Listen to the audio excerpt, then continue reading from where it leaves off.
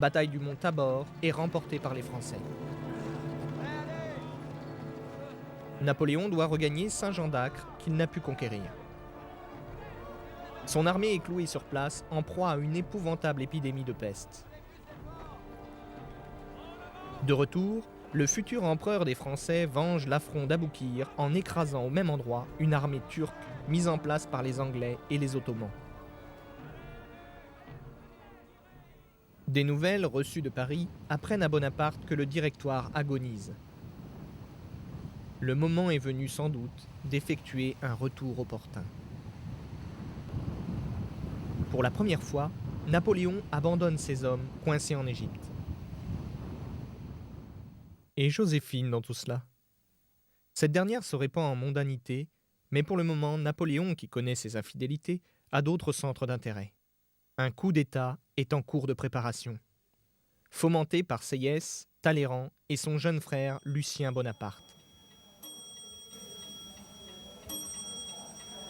Manipulé sans le savoir, le Conseil des Anciens qui se tient aux Tuileries décrète qu'il se transportera à Saint-Cloud pour être à l'abri des surprises et des coups de main. Entre-temps, M. de Talleyrand conseille vivement à Barras de rejoindre la vie civile. En même temps que Ducos et Sieyès, celui-ci démissionne. Le lendemain, le château de Saint-Cloud est protégé par 6000 hommes en armes, commandés par Murat. L'indécision flotte dans l'air. Las d'attendre la délibération des 500 sur la composition du nouveau directoire, Napoléon fait irruption dans la salle des débats en bredouillant.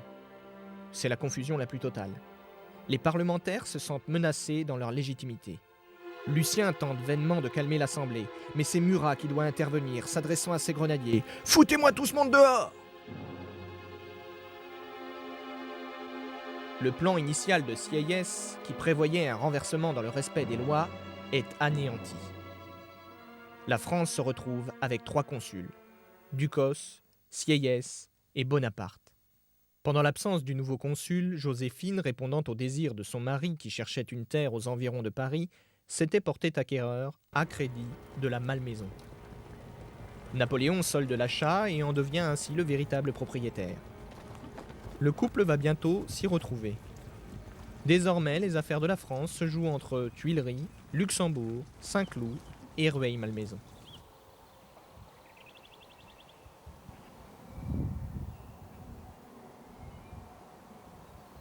La Constitution de 1799 donne à Napoléon tous les pouvoirs. Désormais, les choses vont aller très vite. Censure de la liberté d'opinion, mise en place d'une police chargée de s'infiltrer partout, premières ébauches d'une banque d'État.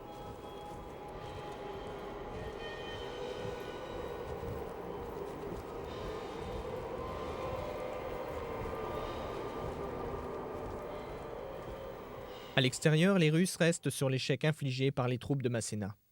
Bonaparte en profite pour faire des offres de paix à l'Angleterre et l'Autriche, qui les rejettent. L'Aigle doit rechausser ses bottes d'Italie et voler au secours de Masséna, assiégé aux portes de Gênes par des Autrichiens. Le plan de Bonaparte consiste à disposer l'armée française en arc de cercle autour des Alpes afin de prendre à revers les troupes autrichiennes de Mélas, qui occupent tout le nord de l'Italie. En parallèle, il confie au général Moreau le soin d'envahir la Bavière. Les troupes françaises, dans des conditions difficiles, atteignent le col du Grand Saint-Bernard, créant une immense surprise dans le camp autrichien. C'est à dos de mule que Bonaparte et ses hommes reprennent le même parcours qu'Hannibal et Charlemagne. Dans la neige et le froid, les paysans de la vallée réquisitionnés pour l'occasion tirent les lourds canons. Napoléon est reçu au couvent du Mont Saint-Bernard par le père Barenfaller.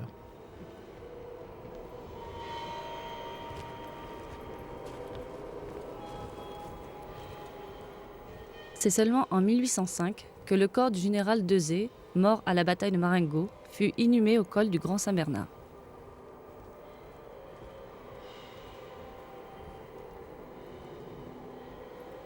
Les Autrichiens se portent au devant des Français et les combattent au fort de Bar.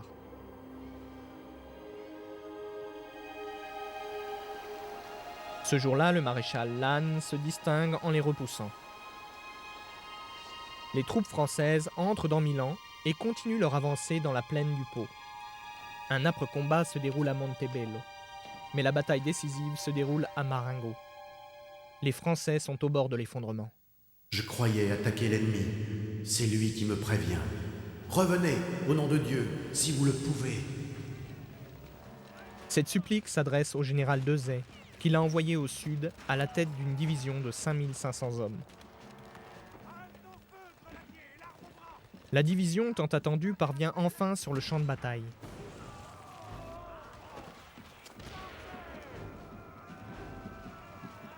Dezay est touché en plein cœur par une balle ennemie.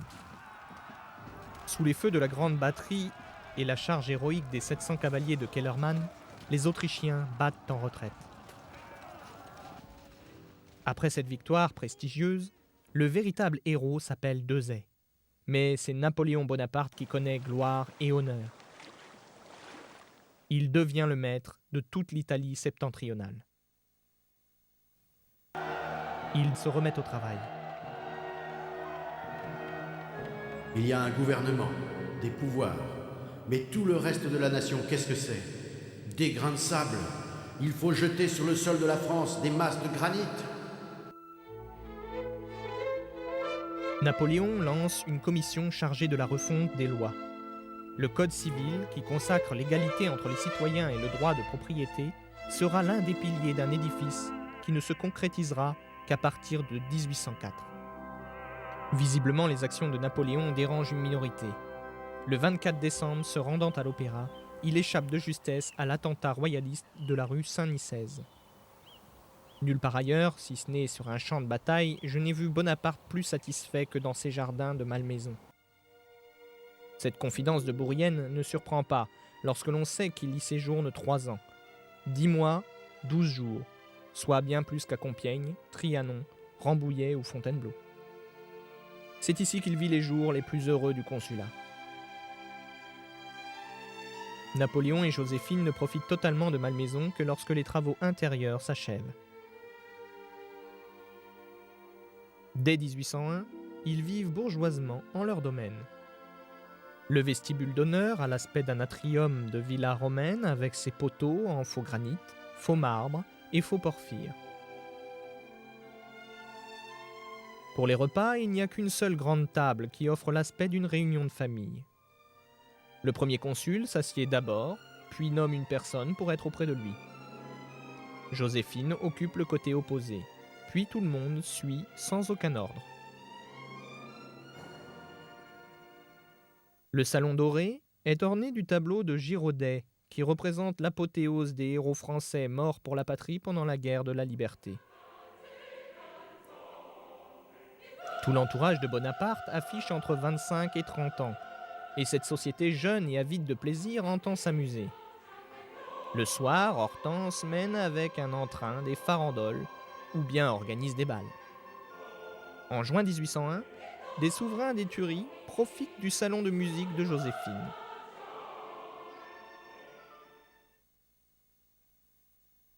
Les deux époux ont chacun leur chambre. Celle de Joséphine, agrémentée de nombreux miroirs et de tissus rouges pourpres, reflète son goût prononcé pour la couleur et les dorures. Sa chambre affecte la forme d'une tente à 16 pans, où l'aigle royal domine son lit. Le premier consul passe de nombreuses heures dans sa magnifique bibliothèque en mobilier d'acajou.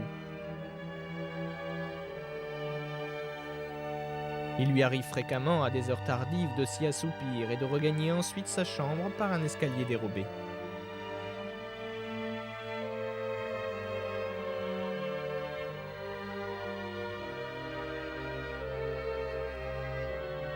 Entre 1801 et 1802, la plupart des conseils ministériels se tiennent à Rueil-Malmaison.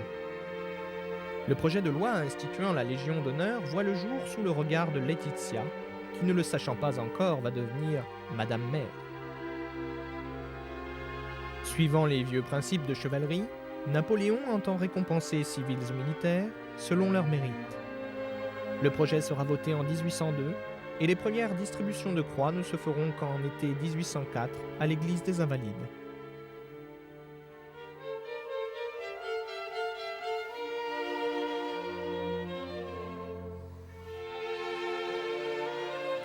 L'idée d'une négociation avec l'Église est probablement née des longues soirées de réflexion du premier consul dans sa bibliothèque de Malmaison. En tout cas, la plupart des négociations préalables se sont déroulées ici. Depuis la Révolution, la lutte contre l'Église a coupé la France en deux. D'un côté, les non-croyants, de l'autre, les croyants, qui ont vu des cérémonies comme le baptême, le mariage ou les derniers sacrements supprimés. En rétablissant la paix religieuse, Bonaparte souhaite réunir tous les Français.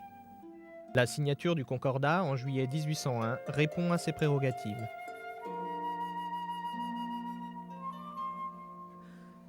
En septembre de la même année, le premier consul décide de faire de Saint-Cloud une résidence d'été plus officielle que la Malmaison.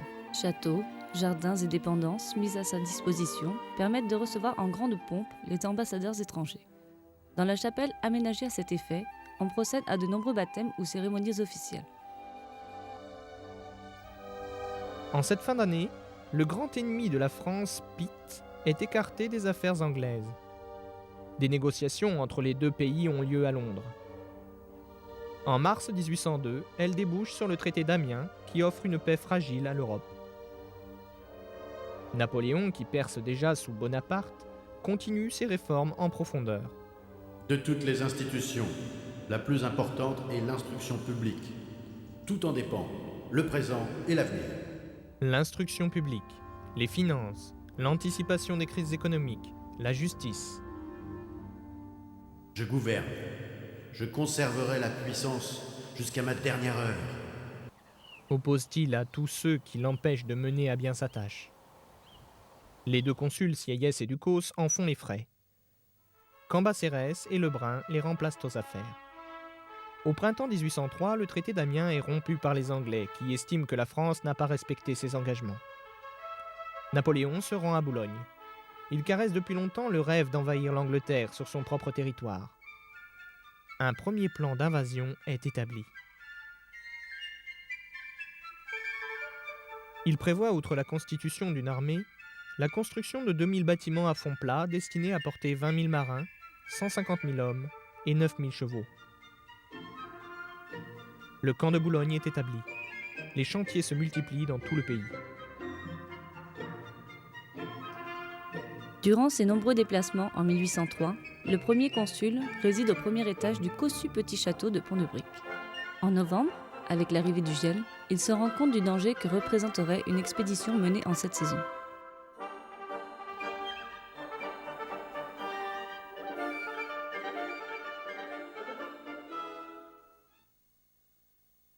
En mai 1804, une nouvelle constitution permet à Napoléon Bonaparte de devenir le premier empereur des Français, tout en assurant sa succession par filiation. Le Premier Empire est né. Le problème le plus délicat reste d'amener Pie VII jusqu'à Notre-Dame. Pour cela, Napoléon décide de redonner au château de Fontainebleau sa vocation de demeure souveraine. C'est en effet ici que résidèrent les principaux rois de France. Il fait réaménager les appartements afin d'accueillir toutes les personnalités qui seront chargées d'accueillir le pontife lors de sa prochaine venue en France. En seulement 19 jours, on aménage 40 appartements de maîtres, 200 logements, des suites. Le plus gros du mobilier provient des Tuileries de Saint-Cloud. Des commandes sont passées aux ébénistes Jacob, des Maltaires, aux tapissiers Baudouin, Legendre, Décor.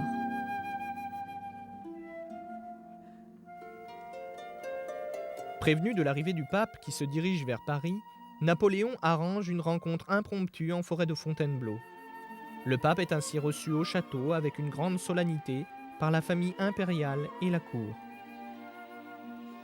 C'est au cours d'un entretien particulier que Joséphine lui confie qu'elle n'est pas mariée religieusement avec Napoléon. 3 jours plus tard, le cortège se rend à Paris. Le sacre doit avoir lieu, comme prévu, le 2 décembre. La veille du mariage, l'oncle Fesch régularise la situation dans une chambre des Tuileries. Acclamé par la foule, l'empereur, vêtu d'un manteau de velours, accompagné de Joséphine et sa suite, arrive à Notre-Dame dans un carrosse traîné par 8 chevaux. Tous les maréchaux les précèdent. Le pape, abîmé dans ses prières, lui assure l'extrême onction, mais lui laisse se remettre lui-même la couronne.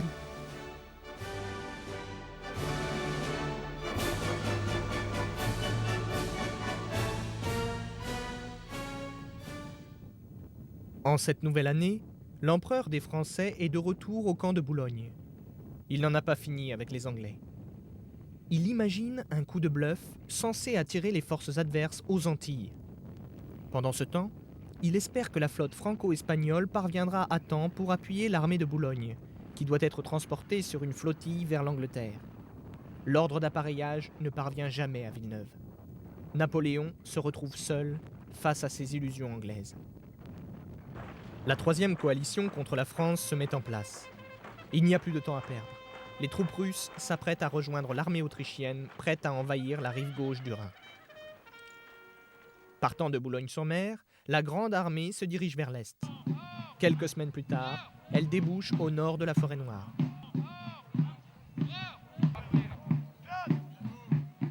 L'armée autrichienne rassemblée autour d'Ulm est encerclée et coupée de sa capitale, Vienne. Le général Mack et ses 27 000 hommes déposent les armes. Après la capitulation d'Ulm, l'empereur François fait demander une armistice à Napoléon qui refuse. La marche en avant continue. Les Français entrent dans Vienne, où Napoléon se fait remettre les clés de la ville.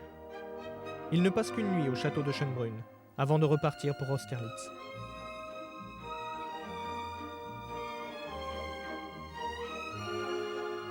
Cette grande victoire est endeuillée par l'annonce d'un des plus grands désastres de l'armée française.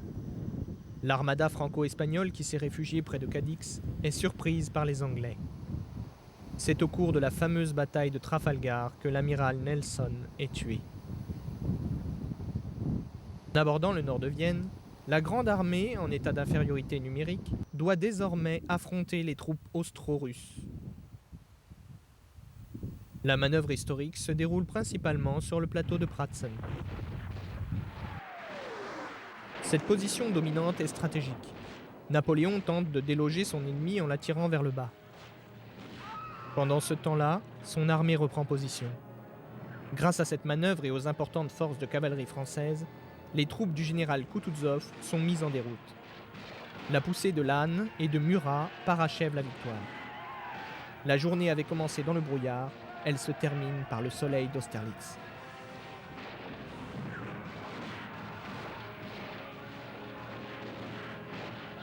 À l'été 1806, la Prusse, considérée alors comme la première puissance militaire d'Europe, rentre en guerre contre la France. Devançant les Prussiens, Napoléon regroupe l'ensemble de ses forces à l'est de l'Allemagne sans pénétrer en Autriche.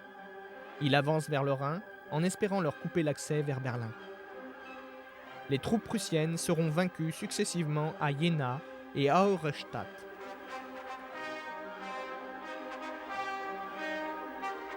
Napoléon fait son entrée dans Berlin. La Prusse est ralliée à sa cause. C'est le moment de lui imposer un décret qui interdit tout commerce avec l'Angleterre.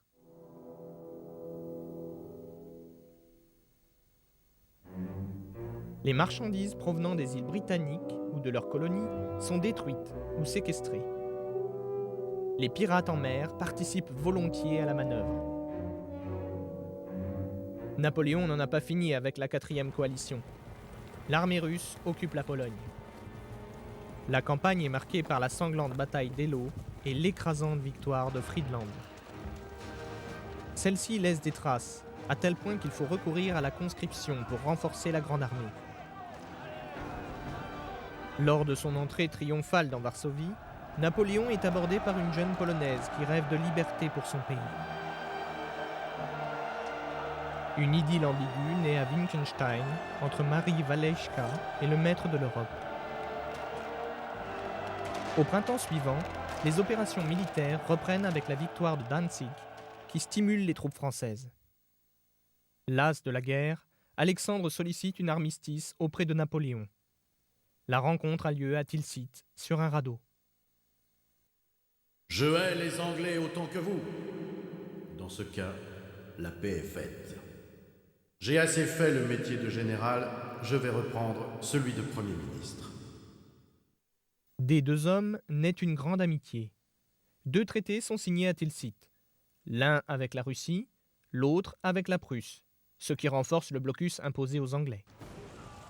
Malgré ses bonnes intentions, Napoléon tombe dans le piège espagnol. Certes, L'Espagne et son roi Charles IV, héritier des Bourbons, paraissent une proie facile. C'est sans compter sur le peuple espagnol, qui n'acceptera jamais les intrusions françaises dans ses affaires. La campagne va durer plusieurs années, créant un gouffre financier important. Empêtré dans ce guêpier, Napoléon est confronté à la naissance d'une 5e coalition qui le contraint à se lancer dans une nouvelle campagne contre les Autrichiens. Une défaite importante a lieu à Essling. Elle est très vite rattrapée par la grande victoire de Wagram. Un peu plus tard, Napoléon impose à l'Europe la paix de Vienne. Talleyrand pense qu'un mariage avec la fille du prince François II permettrait de sceller définitivement une alliance avec l'Autriche, tout en permettant d'assurer une descendance directe à Napoléon. Berthier est chargé de porter la demande de mariage. Au cours d'un dîner en tête-à-tête, Napoléon fait part à Joséphine de sa décision de divorcer. L'impératrice est effondrée.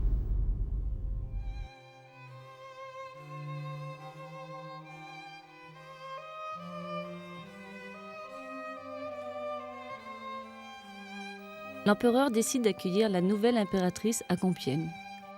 Napoléon s'est attribué l'ancien appartement du roi Louis XVI, jamais occupé. Le style décoratif est très marqué par l'empreinte de Joséphine, même si celle-ci n'occupa jamais les lieux.